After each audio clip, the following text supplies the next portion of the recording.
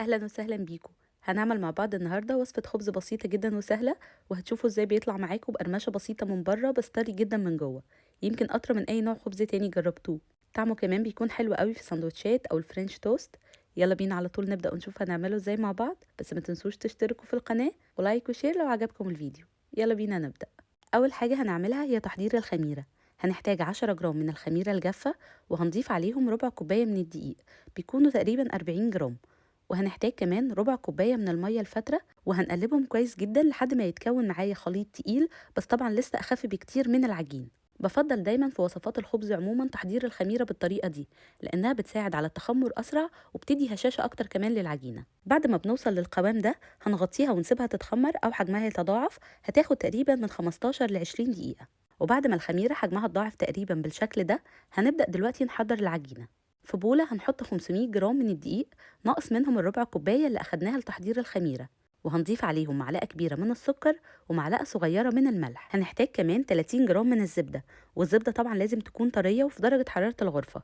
بعد كده هنضيف عليهم خليط الخميرة اللي حضرناه مع بعض، وبنزله كله ونحاول ما نسيبش أي حاجة. هنضيف كمان كوباية من المية، وبتكون مية باردة في درجة حرارة الغرفة. بقلبهم شوية بالمعلقة لحد ما الدقيق يبدأ يمتص السوائل، وبعد كده هبدأ أعجنه بإيدي. مدة العجن تقريبا بتكون من 7 ل 8 دقايق، وكل ما بنعجن العجينة كويس كل ما بتدينا خبز هش وطري أكتر. وطبعا تقدروا تستخدموا العجان الكهرباء، هيسهل عليكم الشغل أكتر وهتاخد فيه تقريبا من دقيقتين لتلاتة.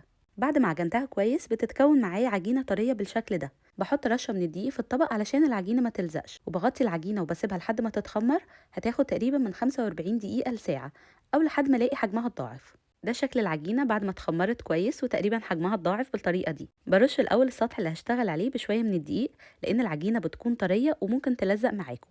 بعد كده هننقل العجينة بالراحة علشان الهواء ما يخرجش منها، وهنبدأ نفردها. وهي بتكون طرية جدا، مش بتحتاج نشابة ولا حاجة، وبنحاول نخلي شكلها مستطيل على قد ما نقدر بالطريقة دي. بعد كده هبدأ دلوقتي أني ألفها على بعض، ومهم جدا وأنا بلفها أضغط على الأطراف بالشكل ده علشان أتأكد إن مفيش أي فراغات أو هواء جواها، علشان كمان العيش يطلع قوامه مظبوط ومش مفرغ من جوه. بكمل لف رغيف الخبز بالطريقة دي لحد ما بنوصل للآخر، ولما بنوصل للآخر بلفه وبقفل الأطراف بتاعته كويس جدا بالشكل ده، وكمان بقفل الجوانب بتاعته كويس جدا.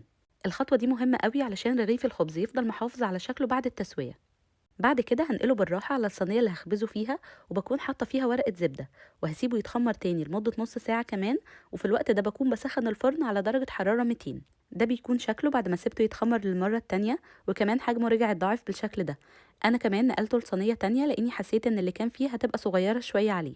بعد كده هرش عليه رشة بسيطة من الدقيق، وهي دي اللي بتديله شكله المميز والقرمشة بتاعة الطبقة الخارجية. كمان لازم نعمل فتحات على وش الخبز علشان لما ينتفخ يفضل محافظ على شكله الحلو. تقدروا تعملوها مجرد خط عشوائي، او تعملوها رسمه بالشكل اللي تحبوه. طبعا في ادوات للرسم على الخبز، بس احنا في البيت نقدر نستعمل اي سكينه حاده متوفره عندنا. بعد كده هدخله على طول على فرن سخن درجه حرارته 200، وبكون حاطه فيه صينيه فيها ميه بتغلي. ده شكل الخبز بعد ما خرج من الفرن. اخد بالظبط 20 دقيقه، وزي ما انتم شايفين كده واخد لون ذهبي جميل من فوق ومن تحت، وواضح قد ايه هو مقرمش. طبعا لازم اسيبه يبرد تماما قبل ما ابدا اقطعه. تقدروا كمان تعملوا الخبز ده بأحجام أصغر. الكمية دي ممكن تعمل معاكوا 8 أو 10 أرغفة صغيرين، بس أنا بحب أعمله بالحجم ده لأني بستعمله بدل التوست. كمان تقدروا تحضروه بالدقيق الأسمر أو بدقيق القمح الكامل، بيبقى حلو قوي كمان وصحي أكتر. واضح قد إيه هو طري وقوامه حلو جدا من جوه، زي الإسفنج بالظبط. كمان التسوية بتاعته مظبوطة قوي واخد لون ذهبي جميل من فوق ومن تحت.